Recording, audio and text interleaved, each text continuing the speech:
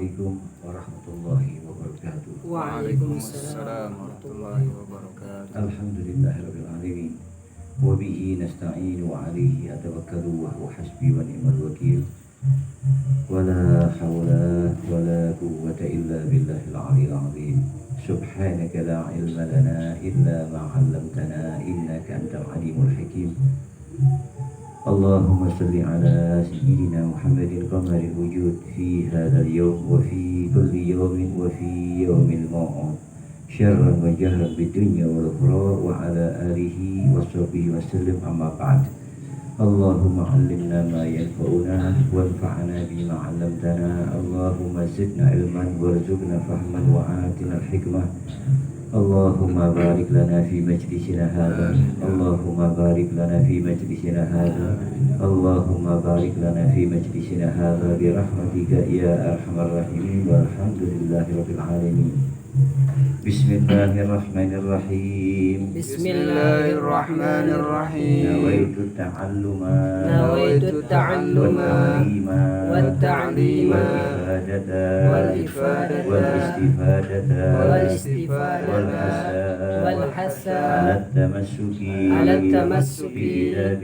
bi kitabillahi wa sunnati rasulillahi sallallahu alaihi wasallam. Allahumma arinal haqqan haqqan warzuqna ittiba'a wa arinal batilan batila warzuqna ittinaba.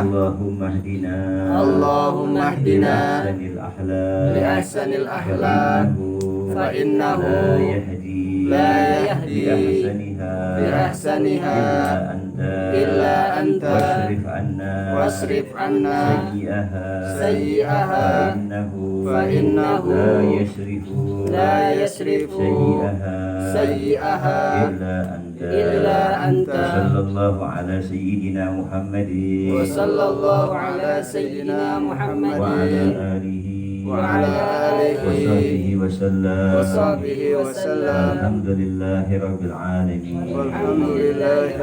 Allahumma bihaqqi Imam al-Ghazali igdi hajatina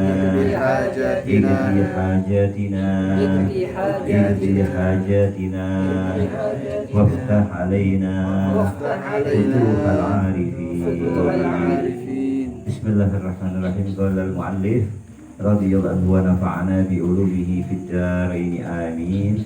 La haula wa la quwwata illa billahil 'aliyyil 'azim.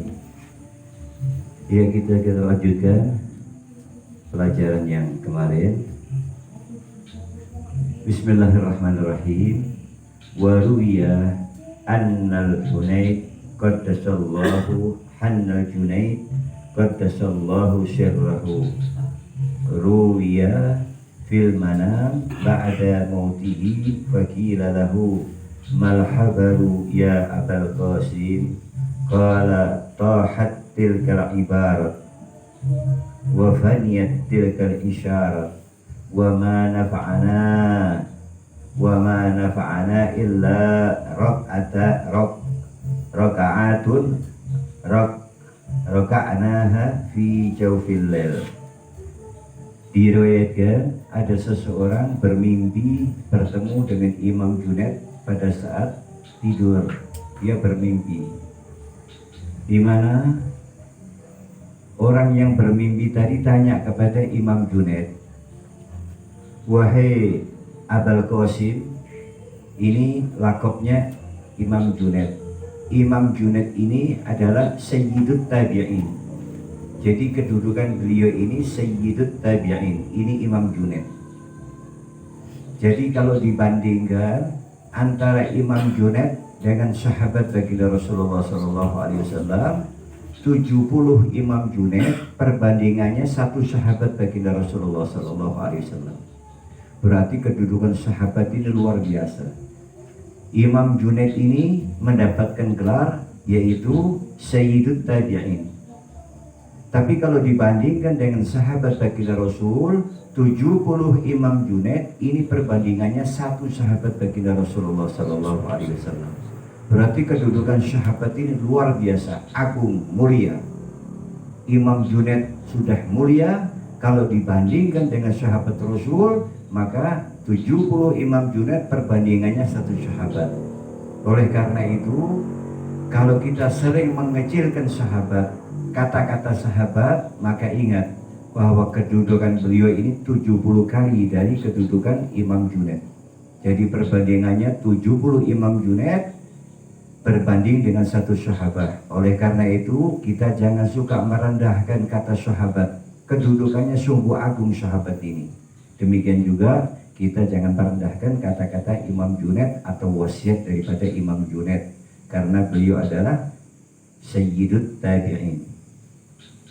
Di mana beliau ini ada seseorang bermimpi bertemu dengan Imam Junaid. Maka orang yang bermimpi tadi bertanya kepada Imam Junaid, "Mal habaru ya Abul Qasim?" Bagaimana habarmu, bagaimana keadaanmu wahai Abul Qasim? Ini lakopnya daripada Imam Junaid, Abul Qasim. Kala, maka Imam Junaid menjawab, "Tahat tilkal ibarah." Telah hilang ilmu zahir. Wa faniyat tilkal isyarat, dan telah lenyap ilmu batin. Ini jawaban Imam Junaid ketika ditanya di dalam mimpi. Imam Junaid menjawab, telah hilang ilmu zahir dan telah hilang ilmu batin. Maksudnya tidak ada manfaatnya sama sekali. Ilmu zahir tidak ada manfaatnya, ilmu batin pun tidak ada manfaatnya. Wa ma nafa'ana illa rukai'atun roka'naha fi jawfil lail. Yang bermanfaat kepadaku, tidak ada yang bermanfaat kepada kami, kepada Imam Junaid, kecuali beberapa rokaat, yaitu rokaat yang dikerjakan di ujung malam atau di akhir malam. Ini jawaban daripada Imam Junaid. Berarti kita mengetahui bahwa jawaban Imam Junaid ini dia hanya mengamalkan yaitu 2 rakaat di ujung malam. Berarti bukan Imam Junaid cuma mengamalkan di ujung malam, bukan. Imam Junaid juga mengamalkan ilmu-ilmu yang lainnya. Cuman Imam Junaid ini mengatakan bahwa yang bermanfaat kepadaku hanya beberapa rakaat atau 2 rakaat, yaitu sholat di ujung malam. Maksudnya adalah kemuliaan daripada orang mukmin ini tergantung daripada sholat malamnya. Jadi kalau kita ingin mulia, maka bangunlah malam, kemudian sujudlah kepada Allah. Ini akan menjadi mulia kita nanti. Dan ini memberikan isyarat kepada kita semuanya bahwa ilmu itu tanpa diamal tidak akan membawa manfaat bagi kita ketika kita dikubur. Ilmu sebanyak apapun yang kita kuasai, sebanyak apapun yang kita pelajari, akan tetapi apabila ilmu tadi tidak diamal, maka ilmu tadi tidak akan menjadikan engkau tenang di dalam kubur. Kalau sudah seseorang tidak mendapatkan ketenangan di dalam kubur, niscaya dia tidak akan mendapatkan ketenangan di padang mahsyar. Dan apabila ilmu tidak bermanfaat bagi dirinya, maka ilmu tadi tidak akan membawanya ke surga. Sebab ingat bahwa surga kita itu adalah jannatul a'mal. Surganya yaumul fatrah, kekosongan Rasul, kekosongan utusan Allah, yaitu jannatul ihtisas. Jadi surga ini ada 2. Disebutkan di dalam kitab Aqidatul Awam bahwa surganya kita ini adalah jannatul a'mal. Maksudnya begini, kita ini bisa masuk surga tergantung tingkatan yang mana, ini tergantung daripada amal kita pada saat kita hidup di dunia.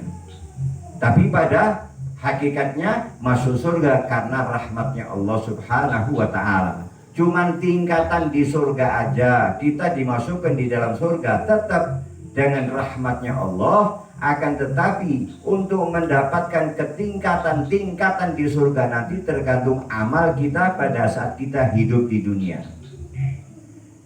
Kemarin sudah dijelaskan ketiga, yaitu murid senior Imam Ghazali pada saat beliau gelisah, kemudian beliau menulis surat kepada gurunya Imam Ghazali, dan kemudian dia juga memilih-milih mana ilmu yang bermanfaat bagiku dan mana ilmu yang tidak bermanfaat bagiku.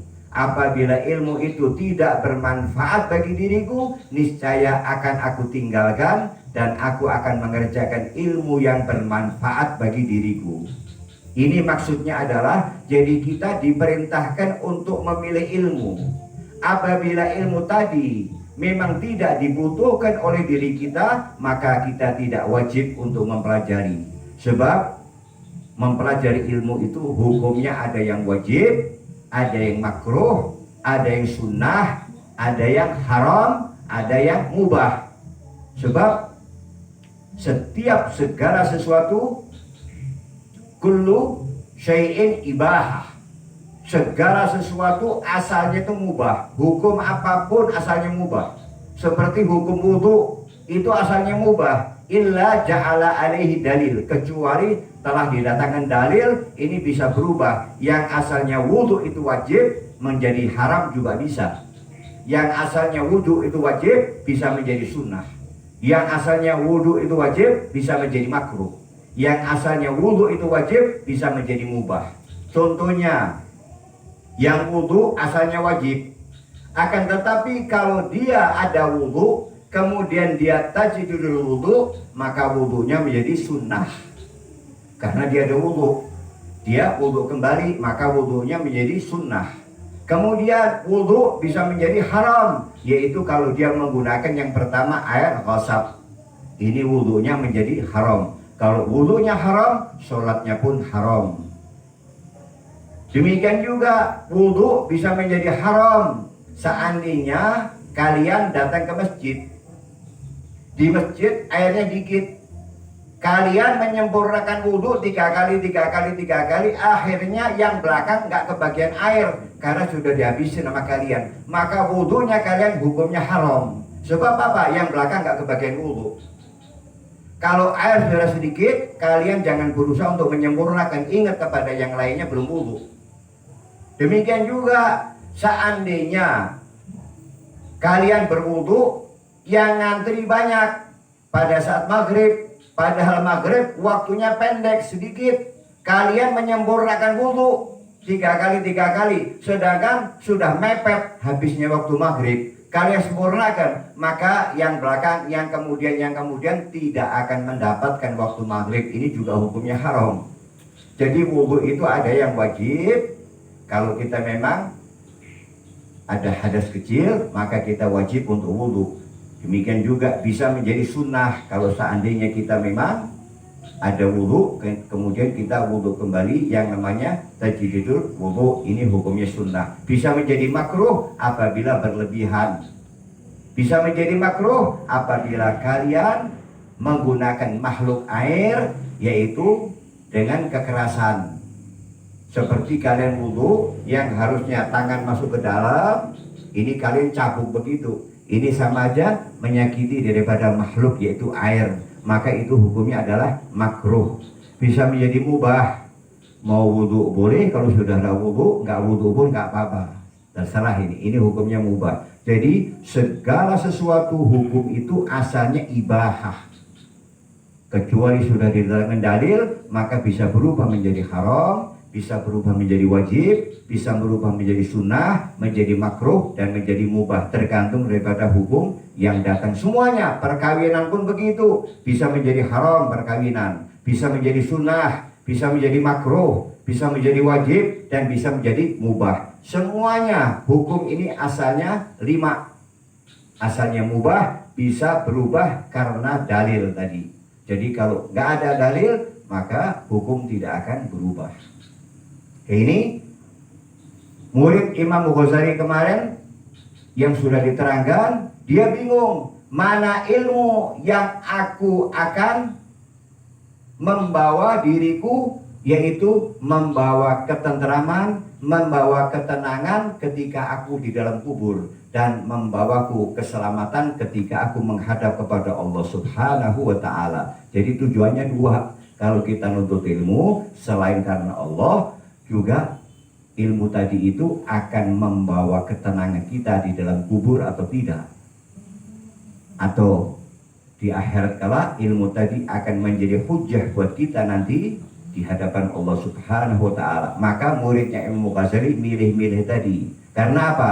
Ada ilmu yang tidak wajib dipelajari, ada ilmu yang wajib dipelajari. Oleh karena itu kalian juga harus begitu. Kalau memang ilmu tadi tidak ada sangkut pautnya dengan diri kalian, dan kalian pun tidak akan mengamal ilmu tadi, hanya sekedar pengetahuan, alangkah baiknya tidak dipelajari.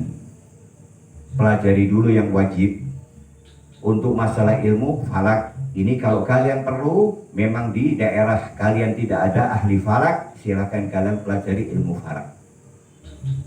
Kemudian ilmu-ilmu yang lainnya pun kalau seandainya memang wajib dipelajari, ya dipelajari. Kalau tidak wajib dipelajari, alangkah baiknya kalian mengutamakan yang bersangkutan dengan kebutuhan diri masing-masing. Sebab ingat, jangan sampai nanti kalian terkena fitnahnya ilmu. Yaitu fitnahnya ilmu, dia menguasai beberapa ilmu, membaca beberapa kitab, akan tetapi Allah tidak memberikan rahmat kepada orang tersebut untuk bisa mengamal ilmu. Ini ingat ini, bahwa kita bisa mengamalkan ilmu ini karena rahmatnya Allah. Kita jangan sampai pernah putus asa dari rahmatnya Allah Subhanahu wa ta'ala. Setiap kita bisa mengamalkan ilmu, ini adalah rahmatnya Allah Subhanahu wa ta'ala. Silakan belajar untuk puluhan kitab, ratusan kitab, hafalkan ribuan hadis. Kalau tidak mendapatkan rahmatnya Allah, kalian tidak akan mampu untuk mengamalkan ilmu yang kalian miliki.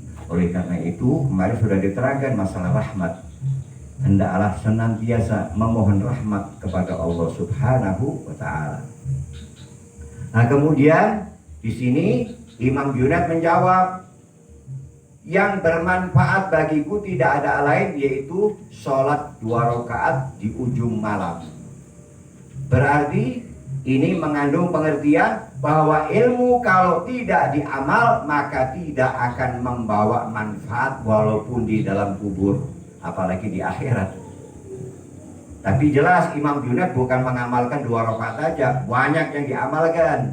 Ini hanya sindiran buat kita. Jadi kalau kita punya ilmu, akan tetapi ilmu tadi tidak kita amal, maka ilmu tadi tidak ada manfaatnya bagi kita sekalian.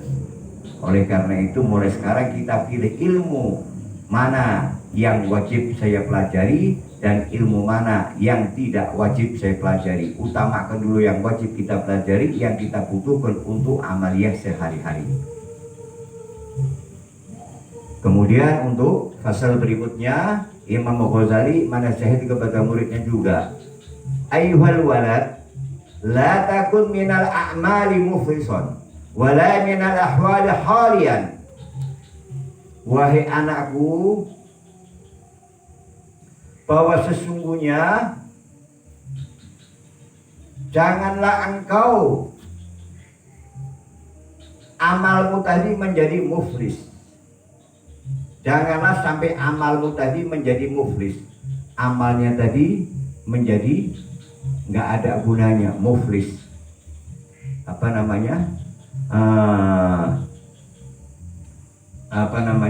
Bukan rusak. Muflis itu sia-sia sudah ya.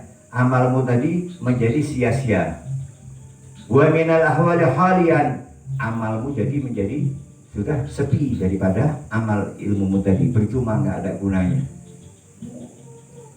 Maka wa tayakkun annal ilmal mujarrada la yahulu bil yadi. Yakinlah wahai anakku bahwa sesungguhnya ilmu tanpa amal maka tidak akan menjadikanmu, yaitu akan menyusahkanmu nantinya. tidak akan menyelamatkanmu.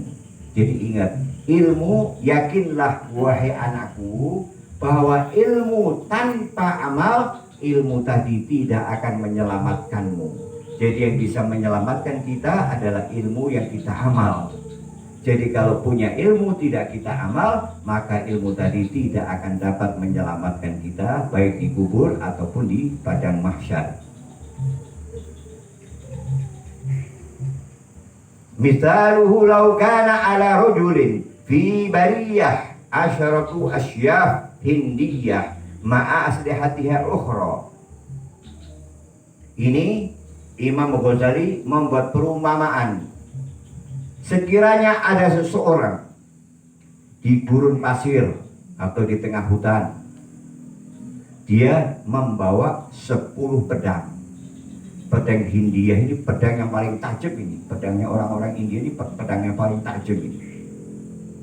Ma'a aslihatihi ukhra, dan dia membawa persenjataan yang lain. Jadi ada seseorang yang dia di tengah gurun, atau dia di tengah hutan, atau di mana saja dia berada, kemudian dia membawa dengan 10 pedang yang tajam. Dan kemudian juga dia membawa senjata-senjata yang lain, mungkin membawa anak panah, mungkin membawa belati, mungkin membawa bedil, pokoknya membawa senjata lain sudah. Wa kana rajulu sujaan, padahal orang tadi itulah suja, gagah orang tadi. Wa halal harbi, dan orang tadi itu pandai berperang, jago perang.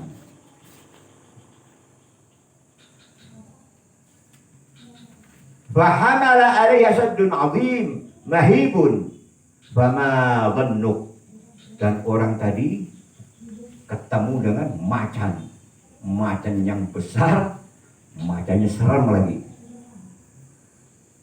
Maka bagaimana sangkaan Anda? Bagaimana menurut Anda? Kata Imam Ghazali kepada muridnya, hal tadfa'ul aslihata asyaratan anhu bilastimaliha au darbiha. Apakah dia akan selamat?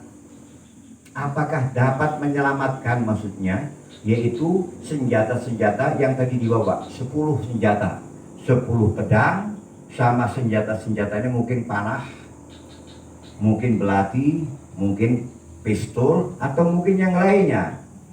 Bila istimaliha au darbiha, apabila senjata tadi tidak digunakan atau tidak untuk memukul daripada macan tadi, kira-kira gimana? Kira-kira dia bisa menang gak sama macan tadi? Gak bakal bisa menang, walaupun senjatanya 10, walaupun pakai anak panah dibawa cuma, walaupun pakai belati, walaupun pakai pistol.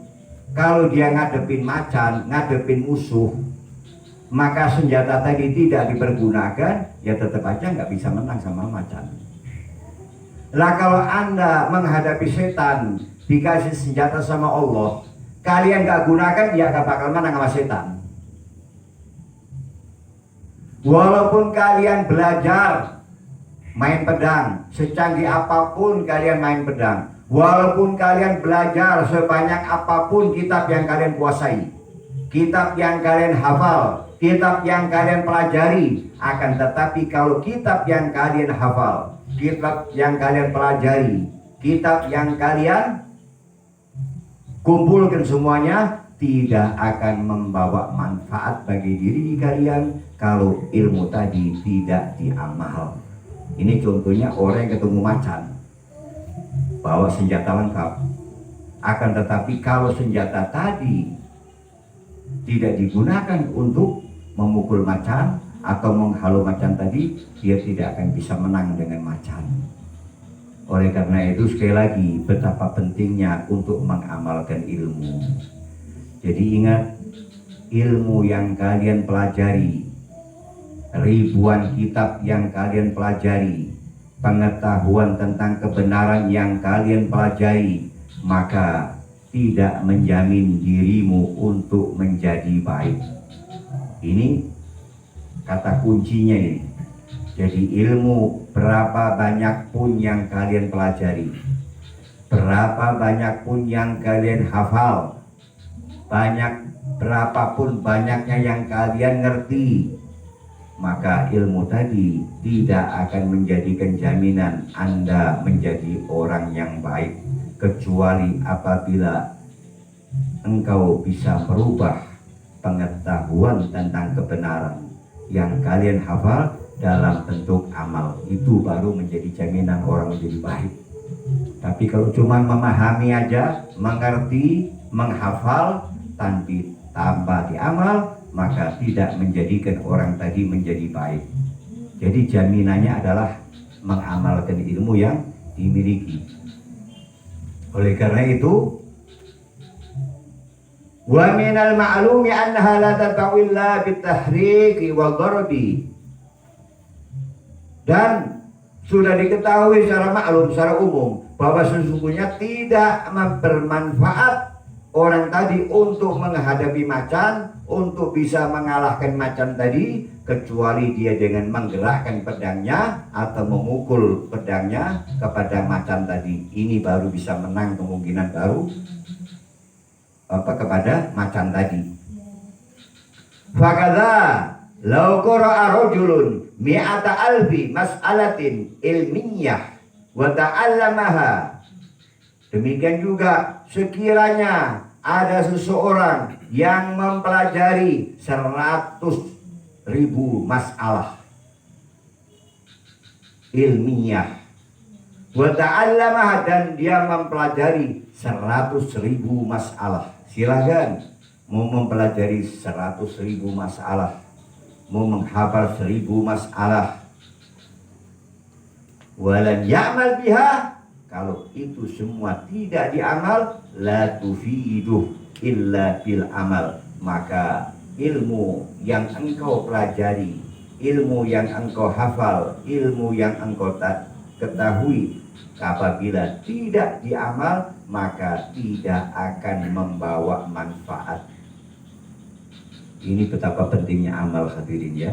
Ini zaman sekarang ini banyak orang yang berlomba-lomba cari ilmu hanya untuk berdebat, cari ilmu hanya untuk dikatakan dia seorang ustadz atau seorang guru atau orang alim. Oleh karena itu kita pegang nasihatnya, yaitu Imam Hasan Al-Basri, ya. Jadi kata-kata Imam Hasan Al-Basri dikatakan di situ, kalau ada orang ngomong, ya, masukkan telinga kanan, keluarkan telinga kiri. Illa ja'ala alaihi dalilan yukadzibuh yusaddiquh au yukadzibuh. Kecuali dia membuktikan omongannya tadi, berarti dia termasuk orang benar. Tapi kalau dia melanggar daripada ucapannya tadi, berarti dia seorang pembohong. Jadi kalau kita pengen lihat, ya lihat dulu yang diomongkan apa, diamal enggak. Kalau sampai dia berbicara akan tetapi tidak diamal, berarti dia termasuk pembohong di hadapan Allah Subhanahu wa ta'ala.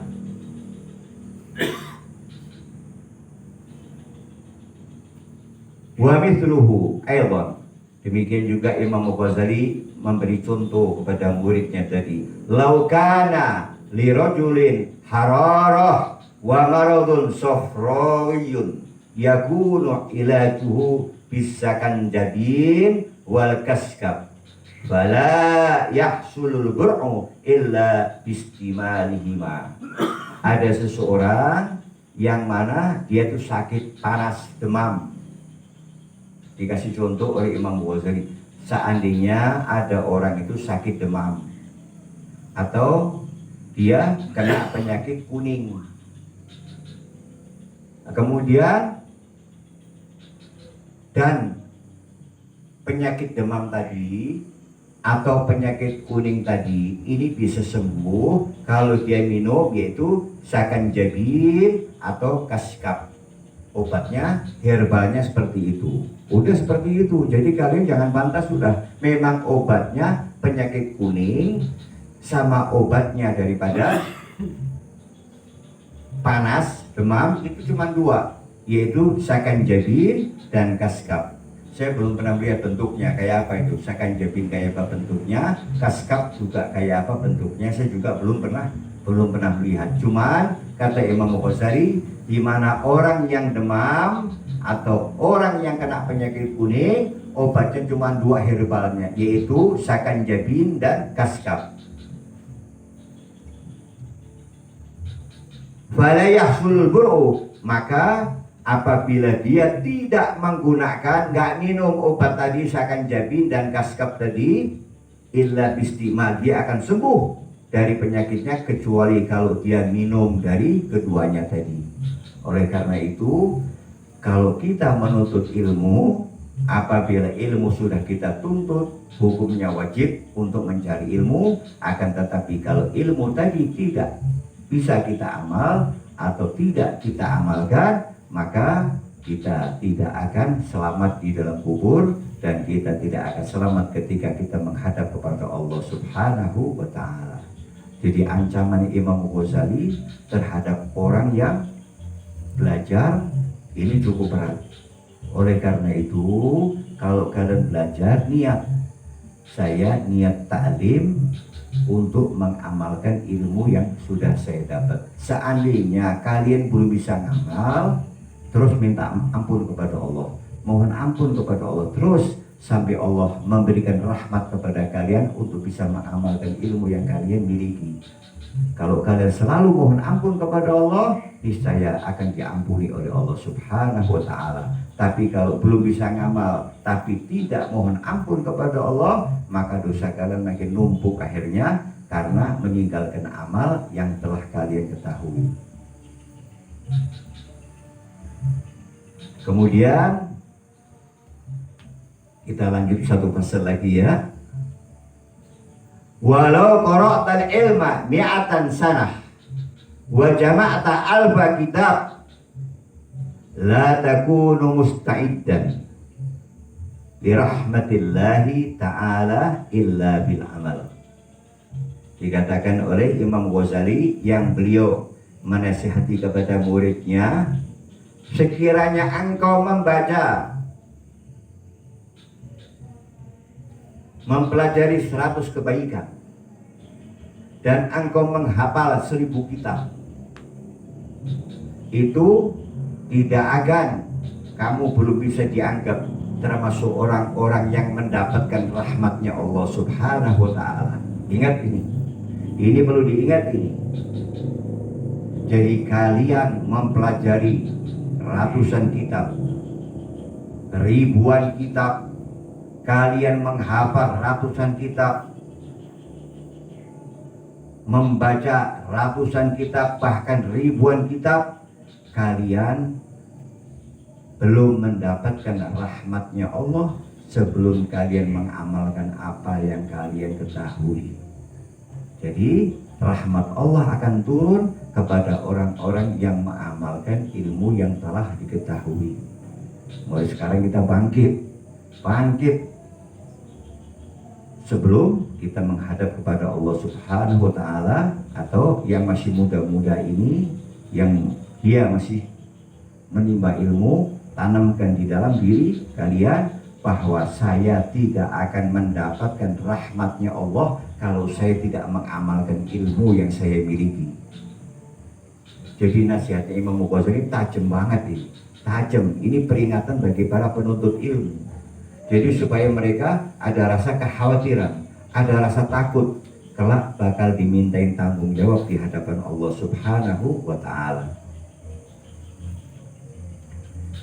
Allah berfirman, wa al-laisa lil insani illa ma sa'a. Bukankah yang diperoleh daripada manusia kecuali apa yang telah diusahakannya? Jadi tergantung kalian. Kalau kalian berusaha beramal, yaitu akan diberikan pahala oleh Allah Subhanahu wa ta'ala. Kalau kalian tidak mau beramal, kalian akan mendapatkan hujahnya Allah Subhanahu wa ta'ala di hari kiamat nanti.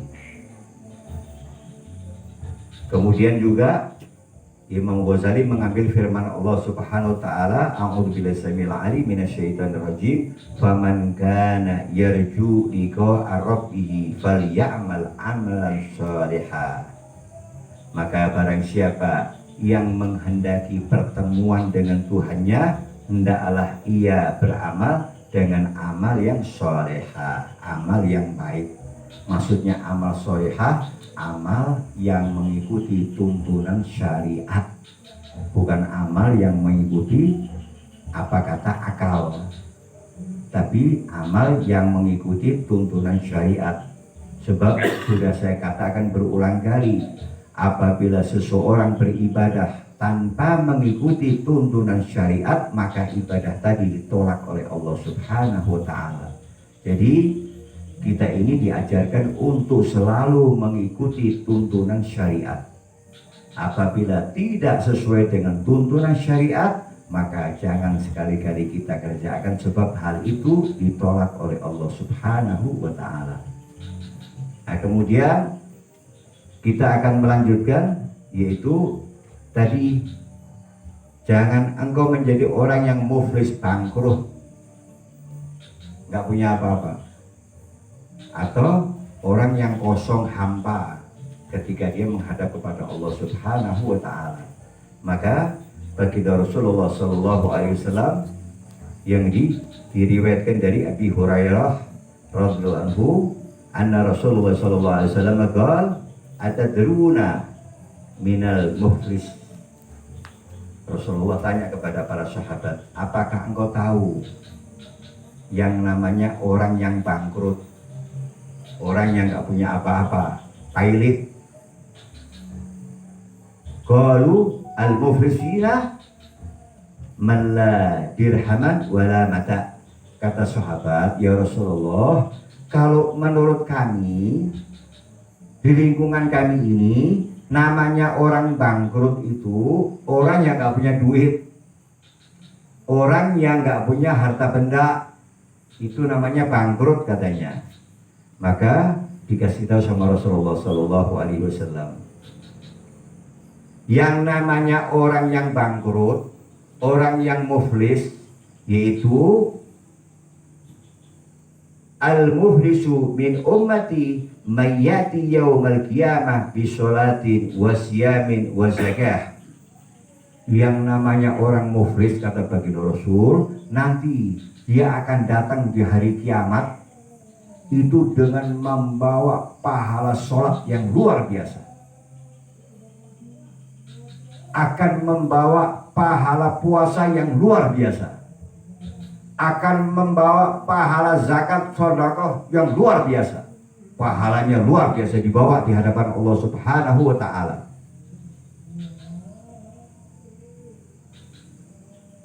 Mayyati yaumal qiyamah bisolah wa siyam wa zakah wa yati qad satama hadha wa kadhaba hadha wa akala mala hadha wa safaka dama hadha wa daraba hadha fayu'ta hadha min hasanati wa hadha min hasanati. Kecuali, kata baginda Rasulullah SAW, mereka yang datang tadi padahal amal sholatnya luar biasa, pahalanya luar biasa, pahala puasanya luar biasa, pahala zakatnya luar biasa, pahala sedekahnya luar biasa. Akan tetapi, kata baginda Rasulullah SAW, tidak lain dia datang, yaitu di mana bahwa dia itu sudah pahala sholatnya banyak, puasanya banyak, zakatnya banyak, tapi dia itu banyak nyaci maki orang waktu hidup di dunia. Ini bid'ah, kafir, finnar. Ini orang-orang ahli bid'ah, gila benar. Pokoknya walhasil nyaci maki sudah. Sahabat dia dicaci maki, sampai mereka Jibril pun dicaci maki. Nggak tanggung-tanggung itu. Ya, orang-orang kita disebut gila benar, ahli neraka, ahli bid'ah, kullu bid'ah dhalalah wa kullu dhalalah finnar. Kita ini termasuk orang-orang ahli neraka, dicaci maki sama mereka semuanya. Ini tukang nyaci maki padahal sholatnya luar biasa, puasanya luar biasa, jidatnya sampai hitam kalau sholat. puasanya luar biasa, tirakatnya, zakatnya, sedekahnya luar biasa, bantuan sembakonya luar biasa. Akan tetapi kata baginda Rasul, kecuali dia datang di mana bahwa dia itu keadaannya sering nyaci maki orang kalau di dunia. Oleh karena itu kita hindari untuk saling caci maki di dunia ini. Jangan kita caci maki, apalagi yang dicaci maki sahabat, apalagi yang dicaci maki wali Allah, apalagi yang dicaci maki orang-orang soleh. Na'udzubillah min dzalik. Hati-hati, kita jangan sampai terkena penyakit ini, yang mana kita nanti di padang mahsyar menjadi orang yang muflis, orang yang bangkrut. Kita nggak punya apa-apa nanti.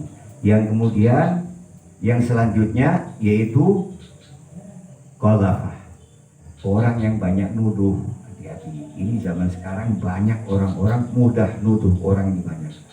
Ini gara-gara fulan saya bangkrut ini gara-gara fulan saya kena penyakit ini gara-gara fulan saya kena musibah ini kelakuannya fulan. Banyak menuduh orang, hindari semuanya itu.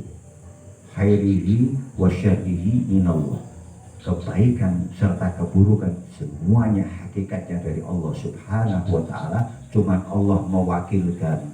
Kalau kebaikan datangnya dari Allah, kalau keburukan datangnya dari syaitan, bukan dari Allah. Sebab Allah ini selalu diberikan label, Allah ini tayyib, baik semuanya, tidak ada cacat pada diri Allah Subhanahu wa ta'ala. Seperti contohnya, banyak orang-orang awam yang suka mengatakan waktu zamannya togel dulu, zamannya nomor dulu, dia bilang kalau saya mimpi kemudian saya taruhin, kemudian tembus nomornya, ini kan rezeki saya, sebab yang ngasih rezeki kan Allah. Betul, hakikat pemberian rezeki adalah Allah, akan tetapi perantaranya belum tentu malaikat. Jadi orang-orang yang mendapatkan rezeki yang haram, hakikat rezeki dari Allah, perantaranya syaitan. Ciri-cirinya apa? Kalau rezeki perantaranya syaitan, bahwa hartanya susah untuk dibuat kebaikan. Ini ciri-ciri rezeki yang perantaranya syaitan. Tapi kalau rezeki perantaranya Allah, perantaranya malaikat, insya Allah harta tadi mudah untuk diamalkan di jalan Allah Subhanahu wa ta'ala. Ini orang tadi begitu, muflis. Dia senangannya nuduh orang, nuduh fulan. Pokoknya banyak nuduh kepada orang, kita hindari. Udah cukup bahwa tempat saya bersandar adalah Allah Subhanahu wa ta'ala. Nggak perlu nuduh-nuduh, saya bangkrut gara-gara fulan, saya sakit gara-gara fulan, saya begini gara-gara fulan. Tidak ada, semuanya khairihi wa syarrihi minallahi ta'ala. Itu cukup akidah yang kita pegang, sudah itu aja. Kemudian selanjutnya, wa akala malahala, makan harta sana sini, nipu sana sini. Udah sampai di zaman sekarang ini banyak orang ngomong, dia kalau nggak ditipu nggak bakal keluar duitnya. Na'udzubillah min dzalik. Ini harus ditipu orang ini. Ini banyak orang begitu. Dia pakai dalil, ini kalau nggak ditipu nggak keluar. Kita pura-pura aja utang sama dia. Habis itu kita tilap aja sudah. Banyak yang begitu. Ini orang yang banyak makan harta sana, makan harta sini, semuanya dengan nipu, dengan usaha yang tidak diridhai oleh Allah. Biar sholatnya getol, biar puasanya getol, biar zakatnya getol, akan tetapi kelak di hadapan Allah dia termasuk orang-orang yang muflis, orang-orang yang bangkrut, nggak punya apa-apa. Nah kemudian setelah itu jangan main berkait. Wasafaka dama hadza, dan dia tukang numpahkan darah. Dikit-dikit main bunuh, dikit-dikit main bunuh. Ya dengan cara apa aja terserah. Mau dengan cara dia pakai orang lain, mau dengan cara dia, pokoknya banyak menumpahkan darah. Kemudian yang selanjutnya wadharaba hadza, yaitu tukang pukul. Kalau sekarang ini yang suka nagehin apa? Motor-motor yang kreditnya terlambat, angsurannya terlambat. Ini biara-biara tukang pukul ini. Nah ini kemudian nanti di hari kiamat fayuqa hadza min hasanati wa hadza min hasanati. Maka nanti di hari kiamat kebaikannya diambil oleh Allah. Orang-orang yang suka nyaci maki, orang-orang yang suka nuduh, orang-orang yang suka makan hartanya orang, dan orang-orang yang suka membunuh, orang-orang yang suka mukulin orang, mau mukulin mentalnya atau memukulin jasadnya, pokoknya mukul aja begitu sudah. Maka nanti kebaikan daripada orang tadi diambil sama Allah, diberikan kepada orang yang dicaci maki, diberikan kepada Allah kepada orang yang dituduh, diberikan kepada Allah kepada orang yang hartanya itu banyak dimakan, diberikan kepada orang yang dia yaitu yang dibunuh, diberikan kepada orang yang dipukul nanti di hari kiamat. Udah diberikan semuanya, kebaikannya dibagi-bagi sama Allah, habis sampai habis. Kebaikannya habis, amal sholatnya habis, pahala puasanya habis, pahala zakatnya habis. Ini belum disebut bangkrut, ini belum, ini belum disebut bangkrut seperti ini. Kemudian yang bangkrut nanti gimana? Kalau fa'in faniyat hasanatu, maka apabila kebaikannya telah habis, sudah nggak ada lagi diberikan kepada orang yang dicaci maki, kepada orang yang dituduh, kepada yang lainnya, sudah habis sama sekali. Maka qabla ayyubama alaih, sebelum dia menyelesaikan kewajibannya tadi untuk membayar orang-orang di aniaya, disakiti pada saat di dunia, ahida min khotoyahum, maka kesalahan yang dicaci maki tadi, orang yang dicaci maki punya dosa, diambil dosanya Allah, dikasih nama orang yang ahli sholat, orang yang ahli puasa, orang yang ahli zakat. Kemudian dibagi-bagi sama Allah semuanya. Dari dosa-dosanya orang yang dicaci maki diambil, dosanya orang yang dituduh diambil, dosanya orang yang dipukul diambil, semuanya diambil. Kemudian dikasih pada orang tadi suka nyaci maki, yang suka nuduh, yang suka mukul, yang makan hartanya orang, semuanya diberikan kepada dia dosa-dosanya.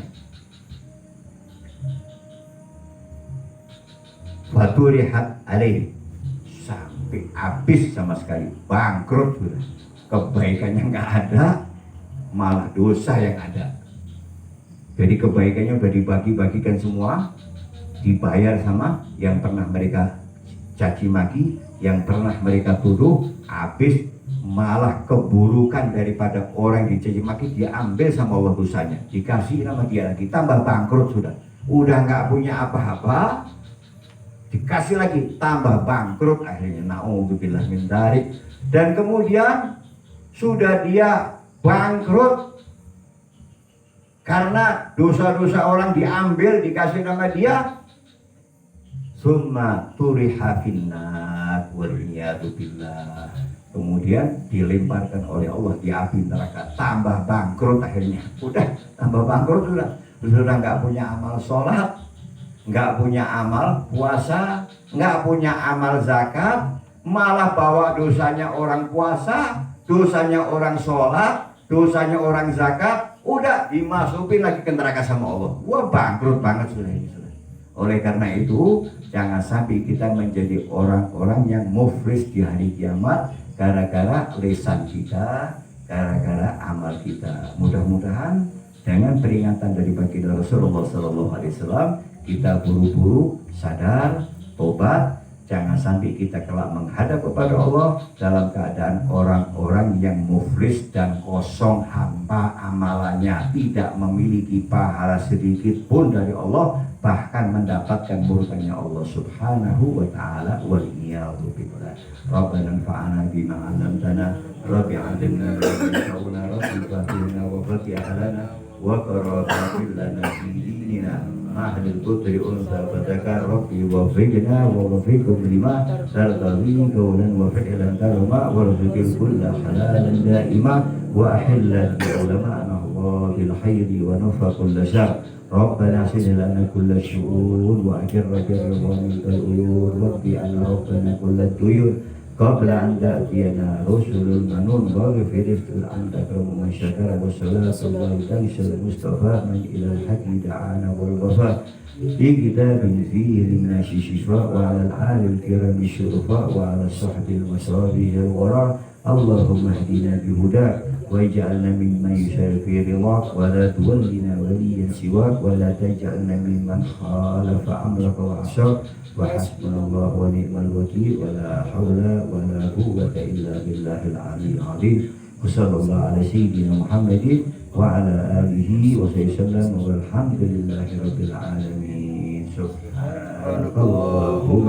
وبحمدك أشهد أن لا إله إلا أنت أستغفرك وأتوب إليك السلام عليكم ورحمة الله وبركاته.